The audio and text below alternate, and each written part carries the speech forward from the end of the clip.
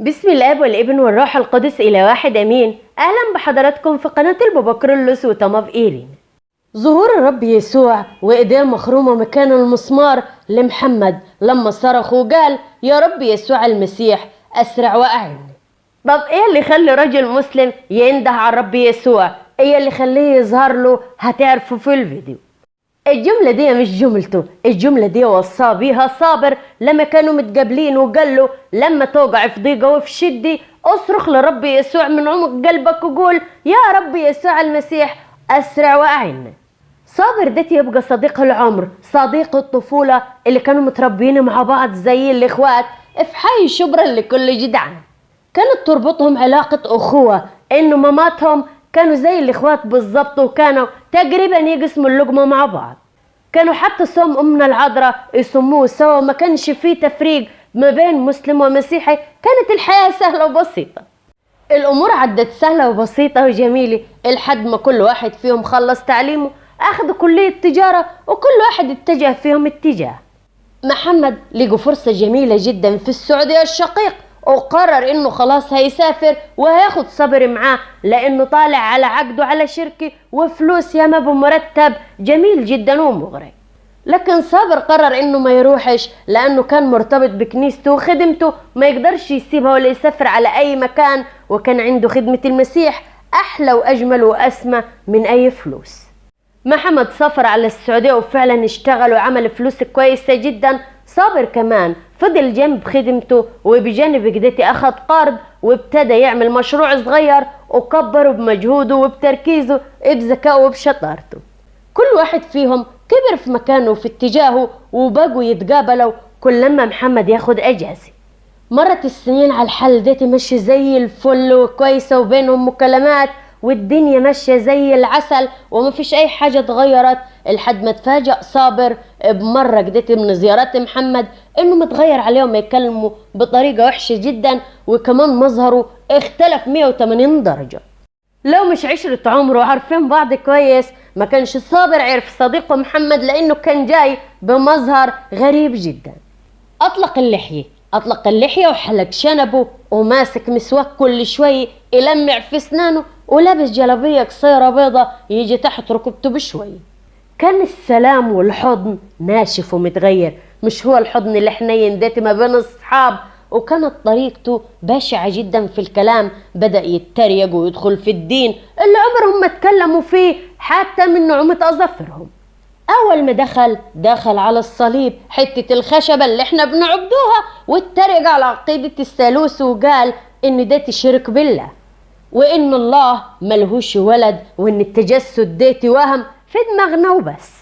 وبدون ما اطول عليكم المناقشة كانت عقيمة وانتهت بجملة صابر اللي قال له اقول لك على كلمة تحطها في دماغك لو وقعت في شدة وفي ضيقة، قول الجملة اللي هقولها لك ده، قول يا رب يسوع المسيح اسرع واعنا. هتخسريه؟ جرب وشوف.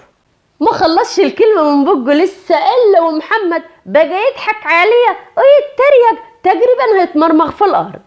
يا ابني انت مجنون، انت لولا مصاحبي ومحبك قوي ما كنتش ازعل عليك من الهلاك ده، انت داخل الجحيم حادث.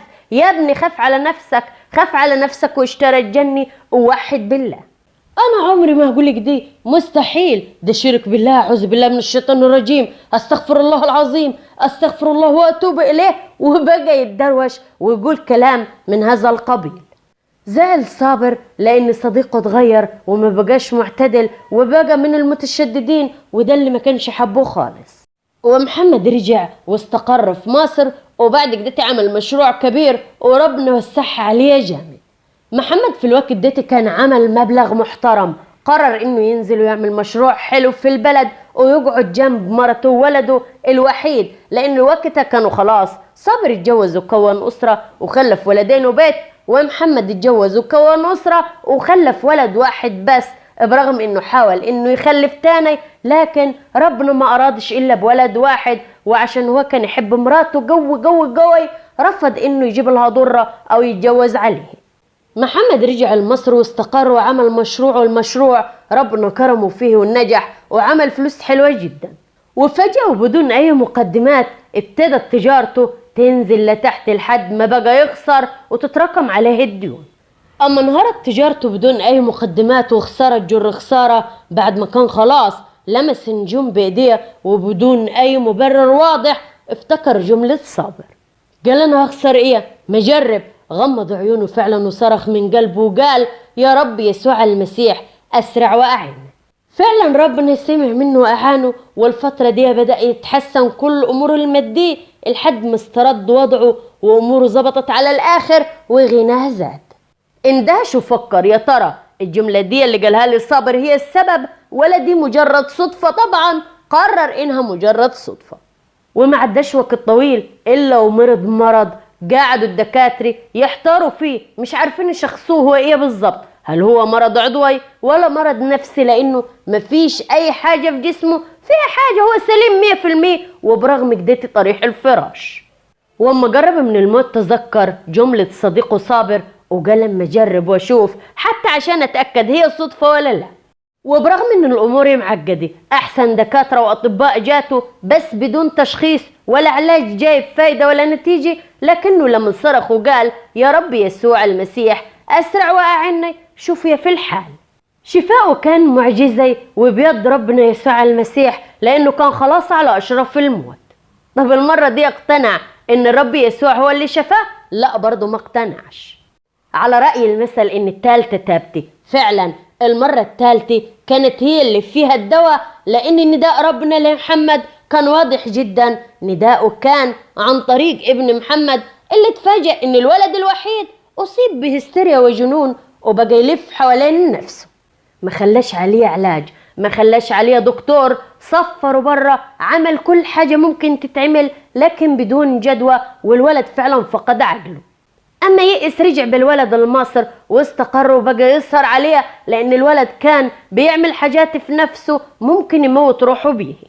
في ليلة كان سهران عليه وقاعد جنبه وما يبكي من جوا قلبه ويتحسر على ولده الوحيد، وتذكر كلمة صابر وقال من عمق قلبه بحزن يا رب يسوع المسيح اسرع واعني واشفي ابنه.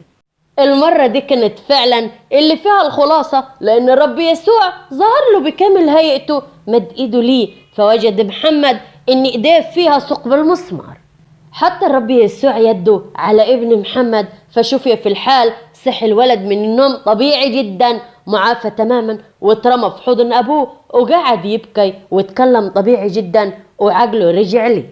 في اللحظة دي محمد كانت بالنسبة له اللحظة الحاسمة، فقرر انه فعلا هيتعمد على اسم السيد المسيح له كل المجد هو وابنه وزوجته، واتعمدوا فعلا على اسم الملك المسيح. محمد صفى شغله كله اللي في مصر وسلم على عيلته واصدقائه وهاجر لامريكا، وهو حاليا عايش هناك. عاش حياته كلها في مخافة الرب هو واسرته، وتعلق بربنا لانه قال من تعلق بي ونجيه، وهو يردد في كل شدة وضيقة يا رب يسوع المسيح اسرع واعني. حقيقي الجملة دي فيها سحر الروح القدس. الرب يسوع المسيح قال لي خراف أخر ليست من هذه الحظيرة ينبغي آتي بتلك لتكون رعية واحدة لراع واحد. انتوا كمان اعملوا زي محمد وقولوا يا رب يسوع المسيح اسرع واعني في كل ضيقة. جربوا اكيد، انا واثقة ان ربنا هينجيكم وهيفرح قلوبكم. امين. ما تنسوش احبائي تشاركوني بطلبات الصلاة على المنتدى وتحت الفيديو هنرفعها لكم على المسبح وهنصلي من اجلكم. كمان في ناس كتيرة بتصلي من اجلكم لما بتقرأ التعليقات. ما تنسوش احبائي الفيديو وكل فيديو من اللايك والشير، خدوا بركة كل الناس اللي هتسمع. لو بتسمعوني لأول مرة على قناة البابا كرولوس وتوما إيريني اشترك، فعل الجرس على الكل ليصلك المزيد من الفيديوهات الروحية والاجتماعية وفيديوهات الأخبار. ومن جوا قلبي، من جوا أعماق قلبي يا رب يفرح قلوبكم، عمر بيوتكم، يحافظ على أولادكم، يوسع أرزاقكم، يديم يا رب محبتنا. أمين. يبعد عنا وعنكم الشرير والأشرار يا رب. أمين. ودايما يا رب بيوتكم عمرانة بحسكم أحس عيالكم. أمين يا رب.